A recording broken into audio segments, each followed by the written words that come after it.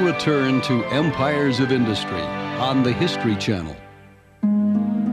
By 1818, Irene DuPont had already built and lost the most successful gunpowder business in America's brief history. His powder had helped expand the country after the Louisiana Purchase and protect it during the War of 1812. Now, in the wake of the explosion that destroyed his mills and killed 34 workers, he was swimming in debt and grief.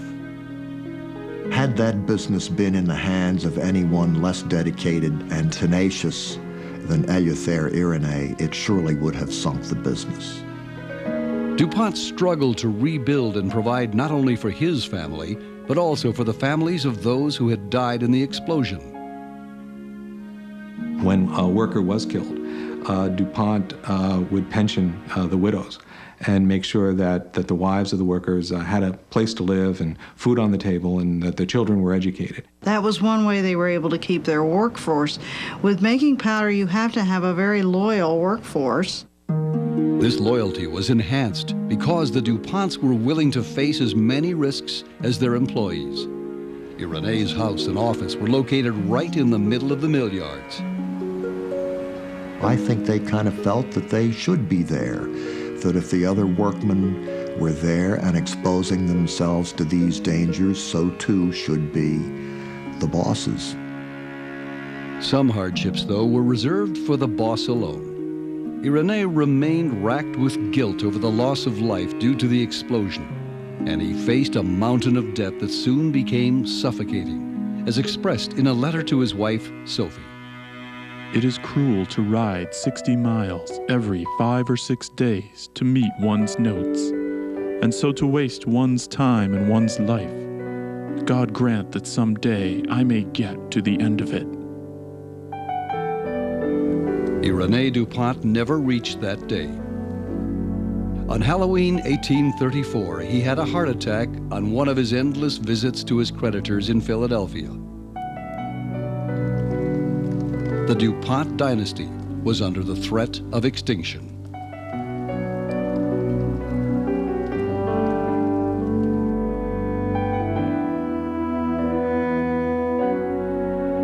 The company was desperate. Irénée's oldest son, Alfred Victor DuPont, worked in the mills. Now he had to assume the reins of leadership. When the terrible explosion of 1818 occurred, the financial resources of the family were much reduced, on top of which his father desperately needed help and support. So Alfred left college and came home and went to work in the powder mills. But try as he might, Alfred lacked the dynamic leadership skills that Irénée possessed. Alfred DuPont was what we would now, I think, call a nerd. He was a research scientist, and his heart really was in the laboratory, not in the boardroom. Despite robust business from the federal government and a nation blasting its way across the frontier, under Alfred's leadership, DuPont continued to sink into the red.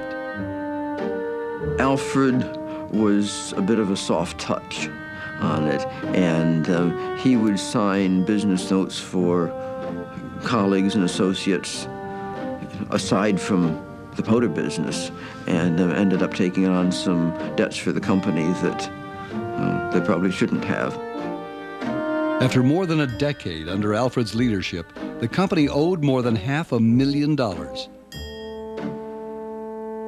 Alfred was asked to step aside to make room for his younger brother, Henry. And their styles couldn't have been more different. A graduate of West Point, Henry DuPont had a military discipline and an acceptance of danger, qualities that were lacking in his brother. He was instantly known to all as Boss Henry, and he ruled the company with an iron fist. He had a very forceful personality. He assumed leadership and control and power very readily. He not only ran the DuPont business, he ran the DuPonts. Very much a creature of habit, Boss Henry began every day the same way. He wore a black stovepipe hat and overcoat as he walked the 30 paces from his home to the antiquated office his father had used. There are stories told about how Henry arranged his office in a particular way the first day he came to work, and when the last day it was that he was in his office, it was still arranged the same way. He wrote things with quill pens, wrote all his letters by hand, signed every check, never got a typewriter even when there were typewriters available. He was not only tyrannical with his business, but he was tyrannical with the rest of the DuPont family. DuPonts lived in houses that they did not own themselves. The DuPont houses were owned by the company. Everything in their personal lives, if you like, was owned by the company, and the company was run by Henry. Unlike his father and brother before him, Henry demanded that family members living on the property work for the company. Men were expected to labor in the mills. Women were expected to endure a different type of labor, namely the birthing of more DuPonts to work for the company. Those who had many children were given the large homes. Those who did not were moved out of their way. Henry's orders were final, but the boss's authority would soon be challenged by his nephew, Lamont. Lamont DuPont was probably the most all-around talented member of the family. From before him until maybe this very day.